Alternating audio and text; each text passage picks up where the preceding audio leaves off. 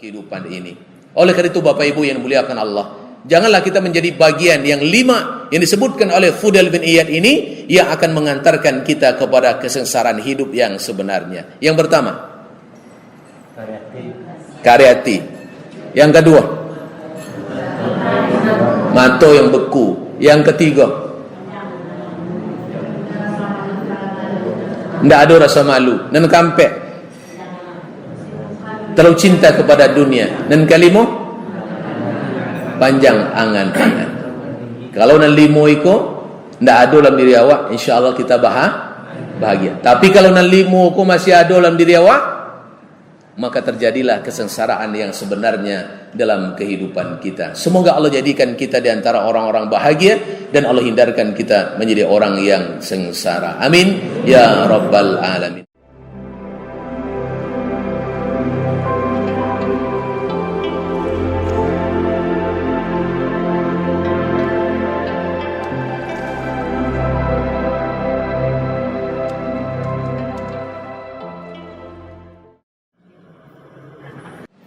Bapak Ibu kaum muslimin wal muslimat sedang jamaah subuh Masjid Ar-Rasul yang dimuliakan Allah Subhanahu wa taala.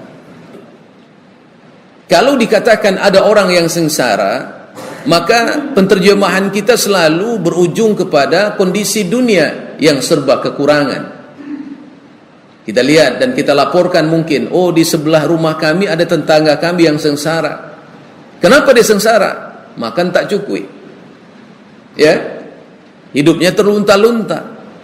Mungkin konotasi makna sengsara yang selalu kita terjemahkan adalah makna seperti itu.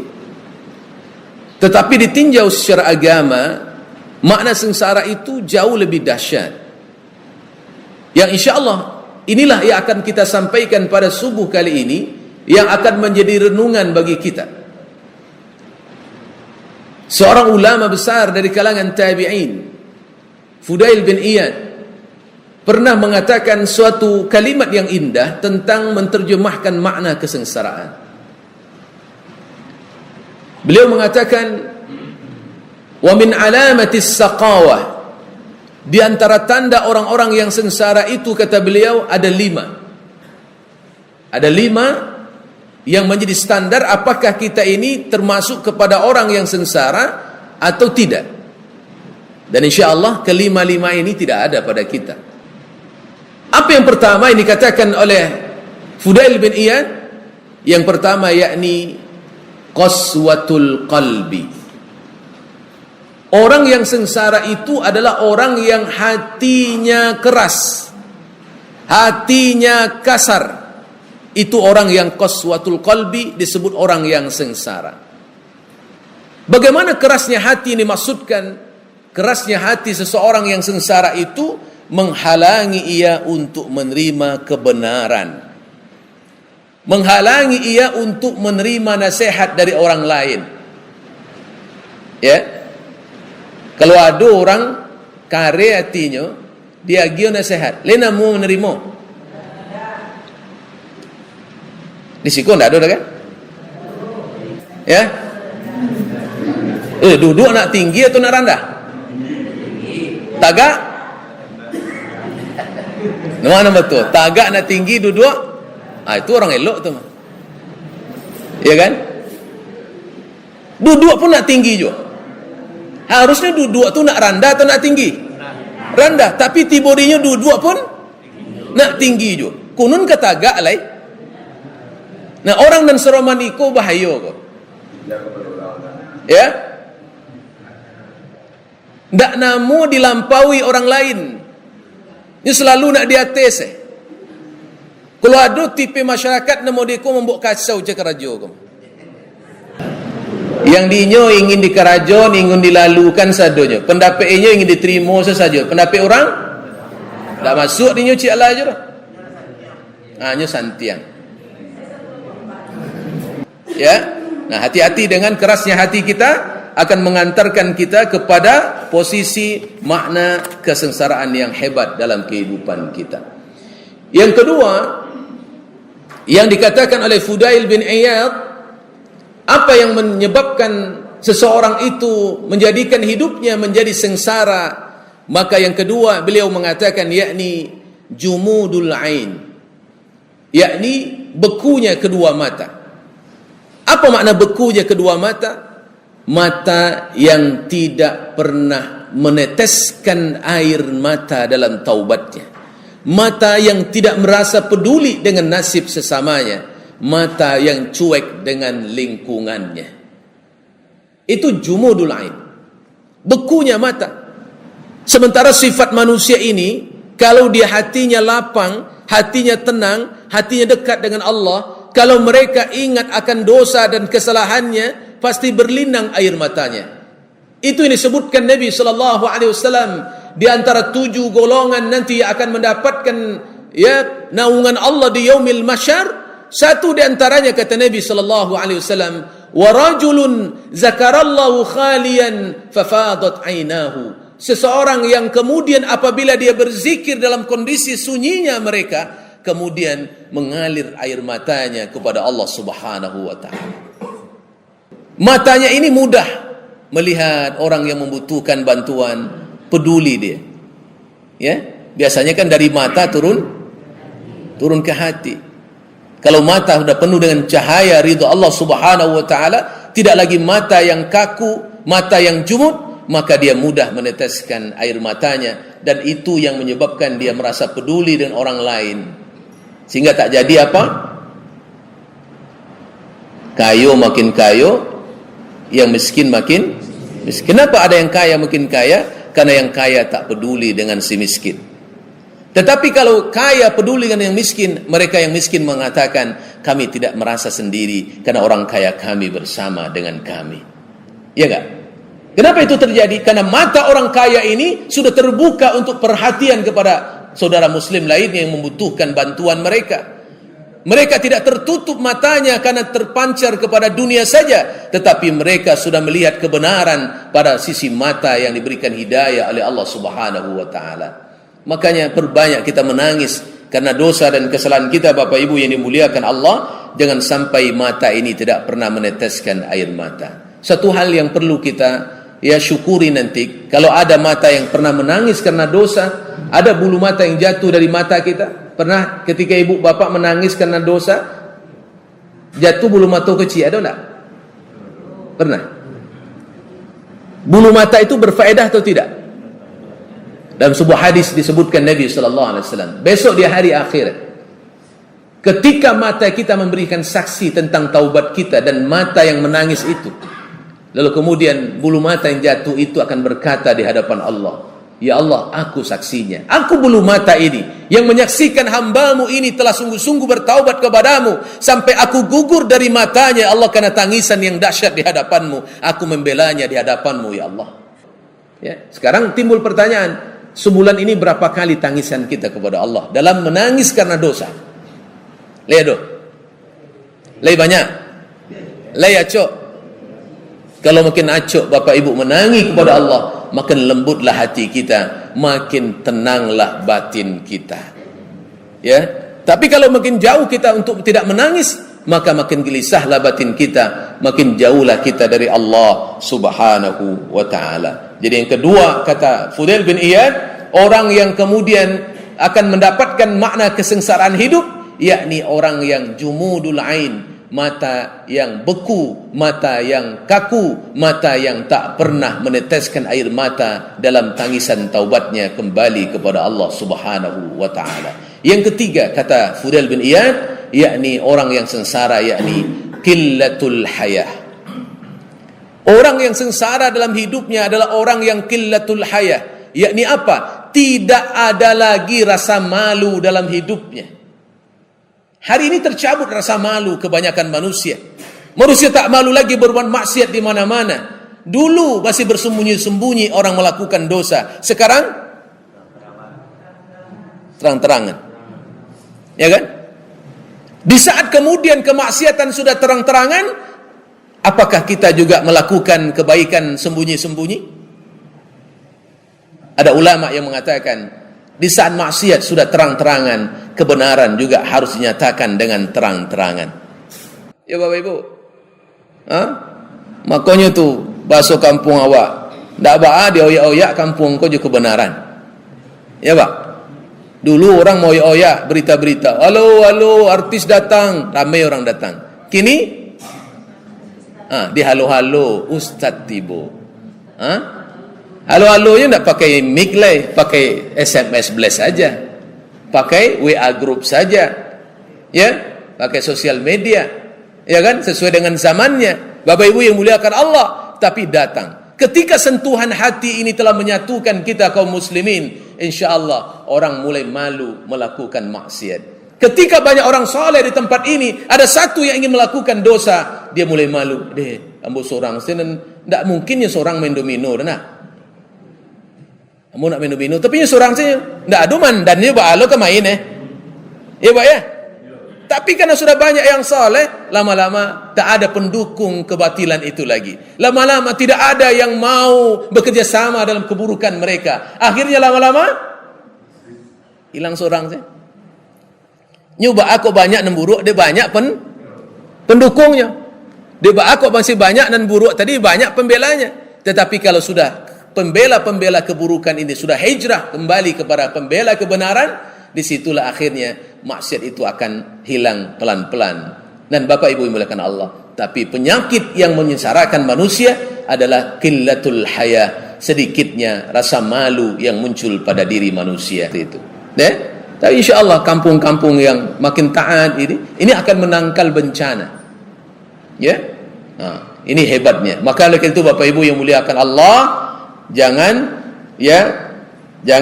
sampai kita tercabut rasa malu untuk melakukan pelanggaran terhadap hukum-hukum Allah Subhanahu wa taala. Ini yang ketiga. Qillatul haya, tercabutnya rasa malu dalam diri manusia akan menyebabkan manusia itu menjadi sengsara. Ya kan? Pasti gitu Pak. Ini kalau orang yang sedikit malu, dosanya banyak, hidupnya pasti gelisah dan tidak akan pernah bahagia. Yang keempat, yang menyebabkan manusia itu menjadi sengsara dalam kehidupannya, yakni raubatun fid dunya. Tersibukkan oleh dunia. Cenderung hatinya kepada dunia. Ini terjadi. Dan inilah yang dikhawatirkan Rasulullah sallallahu alaihi wasallam. Kata Nabi sallallahu alaihi wasallam dalam hadis yang cukup panjang yang datang dari Sauban, bahwa umat ini, kata Nabi sallallahu alaihi wasallam, di akhir zaman itu akan diperebutkan oleh orang-orang lain, oleh musuh-musuh kita, sebagaimana diperebutkannya hidangan dari atas meja makan. Ya kan? Sahabat di waktu itu bertanya, apakah di waktu itu kita ya Rasulullah adalah menjadi bagian yang sedikit? Tapi Nabi mengatakan tidak, bal antum katsir, tetapi kalian justru banyak di saat itu. Tetapi kalian seperti buih di tengah lautan, diombang-ambing oleh ombak dan badai, tidak punya prinsip dalam kehidupan. Dan yang terberat, kenapa itu terjadi, kata Nabi sallallahu alaihi wasallam, di saat itu manusia dihinggapi sebuah penyakit disebut dengan penyakit wahan. Wa mal wahnu ya Rasulullah? Apa itu wahan? Hubbud dunya wa karahiyatul maut, yakni cinta kepada dunia dan takut akan mati. Orang yang berlebih semangatnya kepada dunia untuk dunia, maka mereka hidupnya pasti gelisah. Kenapa gelisah? Karena mereka orang seperti ini tak lagi menghiraukan mana yang halal dan mana yang haram. Ya kan? 3H. Halal, haram, hantam. Ya Pak ya? Terjadi enggak sekarang? Terjadi. Di sini tidak ada. Di sini tidak ada. Ya Bapak Ibu yang dimuliakan Allah, jangan sampai kemudian ini menjadi penyakit yang membias dalam diri kita kaum muslimin yang dimuliakan Allah Subhanahu wa taala. Jangan sampai kemudian kecintaan kepada dunia yang berlebihan menyebabkan manusia melakukan apapun yang mereka ingin dapatkan tanpa menghiraukan lagi batas kebenaran dan kebatilan. Tidak berlaku lagi hukum agama dalam mereka mendapatkan dunia itu. Enggak boleh. Orang yang kemudian rogbatun fid dunia ini, inilah yang kerajonya sikui kanan, sikui kiri. Apa namanya? Injak ke bawah. Apa kan? Mantak kate. Tidak seperti itu. Agar jangan kita tidak sengsara nanti di akhir kehidupan kita dalam dunia ini, janganlah kita menjadi orang yang terlalu mengharapkan dunia dengan menghalalkan semua cara. Tapi berharaplah dengan dunia dengan apa yang Allah halalkan, Allah ridhokan. Kaya silakan, tapi jangan mengkayakan diri dengan cara sesuai dengan hawa nafsu kita sebelaka. Enggak boleh. Kalau kaya dengan yang halal boleh. Mau seberapa aja uang bapak silakan. Kalau perlu di kampung Juwa ini ada orang yang hartanya triliunan. Besok dia berdiri sendiri. Siapun ustaz nanti bu, ambo na menangguang serang. Kan serot. Itu target pengurus untuk silaturahmi. Ya, ketuk pintu rumahnya. Assalamualaikum. Datangin. Ya, ajaknya ngopi, duduk dan cerita tentang agama ini. Kami butuh bapak pak. Piti apa banyak. Selamat apa di akhirat. Nak apa? Diingatkan. Siapa kau mengingatkan leh? Ya kan? Itu tanggung jawab kita berdakwah masing-masing agar kemudian mereka satu demi satu mendapatkan hidayah. Hidayah itu mau milik Allah, tapi ada ikhtiar untuk menjemput hidayah. Salah satunya kita antarkan hidayah ke rumah mereka dengan silaturahmi, mengingatkan mereka, mengajak mereka, menyampaikan kebenaran. Kampung aku ini semangat wirid pak, tapi adunan kurang cie, dana awak masih kurang. Apa kata dia? Anda baru, ambu dana sedul. Apa lu mau sajilah? Itu nambah baru, tapi piti nak bawa dulu. Jadi jelah pitinya dulu. Tapi besok-besok lamu-lamu kok piti ambo? Saya kemas haji, ambo nak kemas haji. Nyu kemas haji lah besok tu mah. Ya Bapak Ibu, yang muliakan Allah Subhanahu wa taala. Ini yang ketiga, yang keempat. Yang kelima. Yang kelima, sengsara yang dimaksudkan oleh Fudail bin Iyad, yakni yang kelima adalah tulul amal. Panjang angan-angan. Apa panjang angan-angan itu? Keinginannya banyak, tetapi pamaleh. Nak masuk surga tapi tidak pernah beramal lai. Bapak Ibu, nak masuk surga tapi beramal maleh, maksiat banyak, lai dapat. Nak kayu tapi kerajo pamaleh, lai dapat. Nak cerdas tapi tidak mau beraja, lai dapat. Tidak. Jangan kita hanya berhayal untuk mendapatkan dunia dan mendapatkan surga, tapi kita hanya dalam bentuk hayalan dan tulul amal. Nabi tak suka umatnya tulul amal. Apa di antara orang tulul amal itu? Badan kekar perkasa, kerja pemalas, kerajonya peminta-minta. Nabi tak suka. Ya, tak suka umat ini jadi peminta-minta. Jangan meminta sesuatu yang tinggi tapi ikhtiar tak ada. Itu namanya tulul amal. Enggak boleh. Orang seperti ini sengsara pak. Maka dia berharap kepada makhluk, dan ketika makhluk itu tak memberinya, dia menderita dalam kehidupannya. Ya, cobalah kita meminta sesuatu kepada orang, tapi orang itu tak mau memberi kita. Ya, rusuh nanti pak. Kita berharap karena keinginan kita ingin dipenuhi, tetapi kita enggak pernah berikhtiar dengan apa yang Allah sampaikan dan Rasul ajarkan kepada kita. Orang yang tulul amal enggak boleh dalam kehidupannya. Maka Bapak Ibu yang muliakan Allah, bagaimana kita mengobati agar jangan kemudian kita menjadi tulul amal? Maka rajin-rajinlah kita. Semangatlah kita beribadah. Semangatlah kita bermajelis ilmu. InsyaAllah kita tidak ingin menjadi orang yang tulul amal. Kenapa? Kita meminta kepada Allah sesuai dengan ikhtiar yang kita lakukan. Ya Allah, masukkan kami ke surga karena kita melakukan amal ahli surga. Ya, kayakan kami ya Allah dengan apa yang kau halalkan. Ada ikhtiar yang konsekuensi kita lakukan. Cerdaskan kami dengan ilmu. Kita mau belajar dengan ilmu, sehingga akhirnya kita tidak menjadi orang yang sengsara dalam kehidupan ini. Oleh karena itu Bapak Ibu yang muliakan Allah, janganlah kita menjadi bagian yang 5 yang disebutkan oleh Fudail bin Iyad ini, yang akan mengantarkan kita kepada kesengsaraan hidup yang sebenarnya. Yang pertama, karyati. Yang kedua, mata yang beku. Yang ketiga, tidak ada rasa malu dan kampek, terlalu cinta kepada dunia. Dan kelima, panjang angan-angan.